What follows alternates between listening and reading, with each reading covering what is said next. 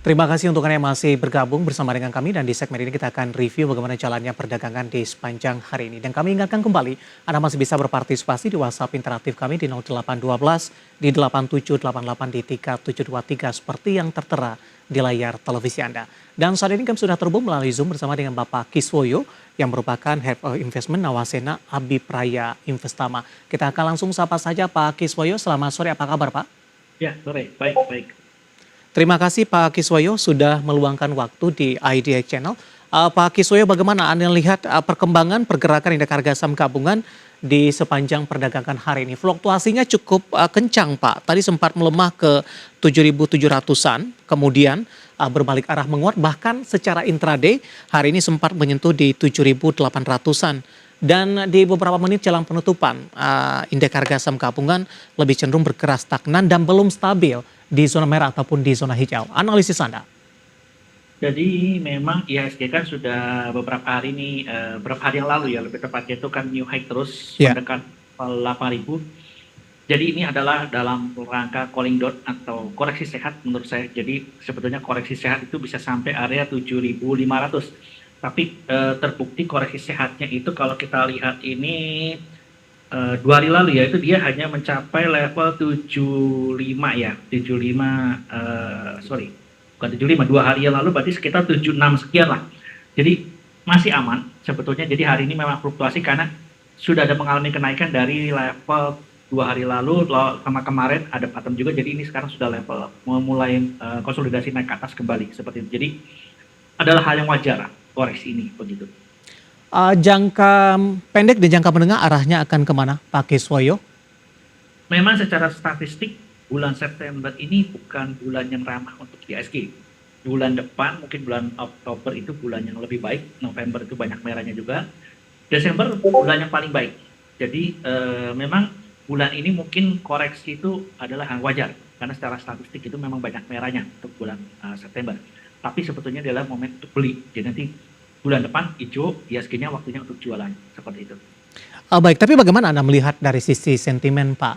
Tampaknya The Fed masih akan berpeluang untuk menurunkan 2 kali suku bunga, 25 basis point di masing-masing pertemuan sampai dengan akhir tahun dan diikuti juga oleh Bank Indonesia. Jadi memang pertemuan The Fed masih 2 kali lagi, tapi yang harus diingat bahwa biasanya sudah berlangsung selama beberapa puluh tahun mungkin, Desember itu jarang ada kebijakan. Artinya kalaupun ada kepaksa ngambil bilang akan menaikkan atau menurunkan di bulan Desember, akan diterapkannya itu adalah di bulan berikutnya, artinya di bulan Januari.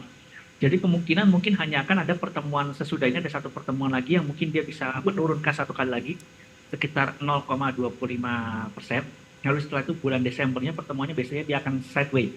Artinya tidak akan mengambil kebijakan menurunkan ataupun menaikkan suku bunga atau bikin flat seperti itu. Jadi memang potensi penurunan masih ada, tapi hanya 1 kali saja seperti itu.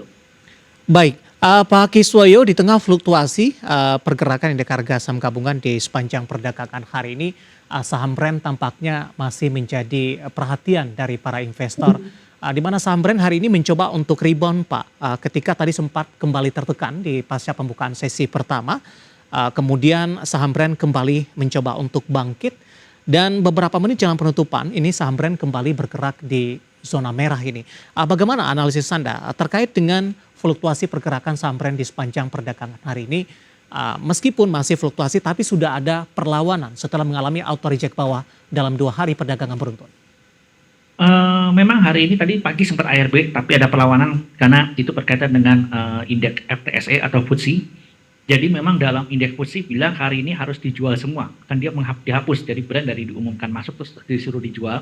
Besok sudah harus bersih, tidak ada saham brandnya lagi. Jadi kan ada penjualan besar-besaran hari ini dan saya lihat sepertinya buyernya lebih banyak daripada seller. Jadi ada reksadana ataupun fund-fund ataupun asing yang mengandalkan berpatokan pada benchmark ke FTSE, mengikuti indeks FTSE. Begitu FTSE bilang harus buang, yang mereka akan buang. Dan batas terakhir buang itu adalah hari ini. Jadi besok sudah harus bersih. Sehingga karena tenaga ibaratnya buyer dan sellernya itu bayarnya lebih besar. Sehingga kita lihat sampai saat ini hijau ya, artinya ada perlawanan. Sehingga kalau saya lihat sudah selesai. Ibaratnya yang FTSE sudah selesai buangan, ya besok harusnya sih masih berlanjut akan naik. Karena kita harus bilang yang buangan dari FTSE-nya sudah selesai hari ini. Karena memang mereka menyatakan hari ini sudah harus bersih. Jadi besok sudah tidak ada sama sekali, seperti itu. Baik, usai dari sentimen FTSE, fokus dari investor terhadap Brent, angle-nya lebih kemana untuk selanjutnya Pak? Apakah dari sisi fundamental ataupun ada aspek lain? Ya memang kalau kita tahu Brent ini adalah pembangkit listrik geotermal terbesar nomor 3 di dunia. Bukan bicara ASEAN atau Indonesia tapi di dunia. Jadi memang kalau dihargai dengan aset premium atau PBV tinggi atau PER tinggi itu adalah wajar. Apalagi sekarang dunia sedang berbicara tentang EBT atau energi baru terbarukan. Artinya go green, go green. Nah pembangkit listrik yang go green ini ya sebetulnya geotermal. Dan ini Brent ini adalah nomor 3 dunia gitu. Jadi saya bilang Oke. wajar kalau dia dihargai dengan PBV mahal atau PER mahal ya, premium lah karena ini adalah aset go green gitu kan, istilahnya asetnya memang bagus gitu. Dan bisnisnya memang enak gitu. Jadi artinya mesinnya sudah ada, itu kan tenaga alam ya. Jadi artinya kalau pembangkit listrik batu bara kan kita harus beli coal-nya dulu dibakar, baru bisa menghasilkan listrik dijual. Kalau ini kan nggak tenaga alam. Iya. Jadi otomatis gitu loh. Jadi ibaratnya tinggal recurring income.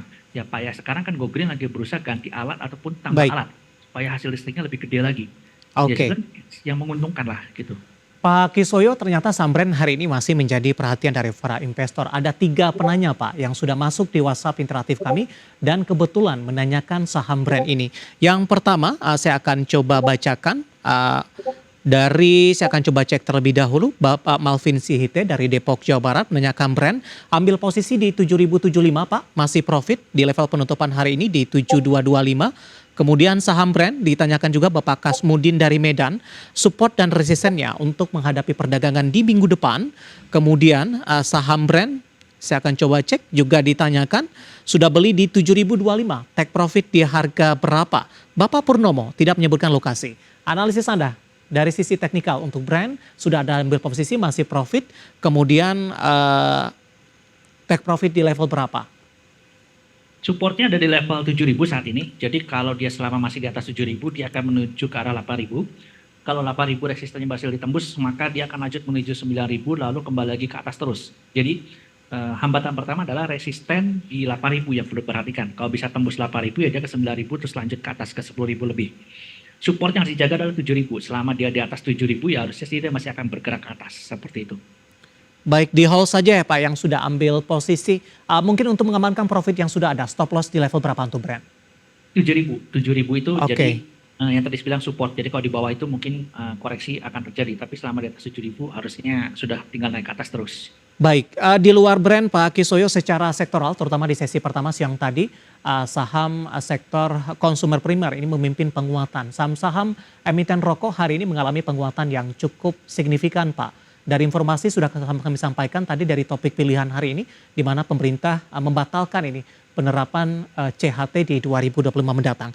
Bagaimana analisis Anda untuk saham-saham emiten atau produsen rokok ini Pak? Memang ini sentimen sesaat saya bilang karena cukai rokok kan diprediksi akan naik terus. Jadi di pemerintah mungkin tahun depan artinya kenaikannya mulai ditahan ya gitu kan. Jadi sudah tidak tinggi. Tapi saya lihat ini hanya sentimen sesaat karena dengan cukai rokok yang kondisi tahun ini pun 2024 itu pun sudah mencekik laba dari perusahaan emiten rokok besar terutama. Karena bagaimanapun juga cukai rokok itu kan dipecah, yang menghasilkan rokoknya lebih banyak itu perusahaan rokok besar kayak HMSP, Gudang Garam itu kan cukainya tarifnya lebih tinggi daripada kayak yang penghasilannya menghasilkan rokok ke bawahnya itu lebih sedikit produksi rokoknya maksudnya. Nah otomatis yang perusahaan besar seperti HMSP, Gudang Garam ini mereka sekarang posisinya sebetulnya lagi tidak menguntungkan. Kalau zaman dulu benar, intinya kenaikan cukai langsung dilempar aja ke harga jual dinaikin, beres selesai. Jadi keuntungan tetap terjaga, margin keuntungan. Sekarang nggak bisa, karena masyarakatnya ketika harga rokok naik, mereka akan mencari harga rokok yang lain yang lebih murah. Artinya substitusinya kan ada. Ya itulah yang mungkin pemerintah terus lagi pula dengan harga rokok yang semakin tinggi, itu rokok ilegal jadi banyak masuk. Jadi memang sebetulnya tantangannya bagi yang industri besar ya, rokok besar seperti Gudang Garam dan HMSP udah produksi besar, kena cukai lebih mahal, menghadapi rokok yang produksinya sedikit dengan cukai lebih murah dan rokok ilegal yang tidak membayar cukai. Jadi saya bilang ini sebetulnya pemerintah mungkin salah strategi harusnya kalau mau cukai jangan terlalu mahal, terus juga supaya rokok ilegalnya tidak ada gitu. Karena kalau kayak rokok ilegal terlalu banyak masuk Indonesia juga rugi kan pemerintah. Karena masyarakat nggak mau tahu itu ilegal nggak ilegal, pokoknya nyari rokok yang murah gitu kan. Seperti itu. Baik, langsung saja kita ke teknikal Pak, posisi dari HMSP Pak Kiswoyo. HMSP Ya, kalau dilihat ini memang hari ini rebound. Jadi sentimen cukai itu benar-benar mempengaruhi, tapi saya lihat reboundnya mungkin cuma sampai area 800 dulu ya. Kalau 800 dia sudah bisa jebol, kemungkinan arah 900 dan 1000. Mhm. Tapi saya lihat kayaknya untuk menembus di atas 1000 berat. Mungkin 900 juga udah berat sih untuk HMSP seperti itu. Oke, rekomendasinya Pak? Rekomendasinya HMSP ini trading buy aja ya, tapi Mhm. kalau sampai dia nggak berhasil, kalau nggak berhasil nembus di level 800 mungkin harus buang gitu. Oke, baik. Langsung saja kita ke gudang garam Pak Kiswoyo sebelum kita update posisi perdagangan di sesi kedua. Gudang garam kalau saya lihat ini sama nih sentimennya dia baru naik.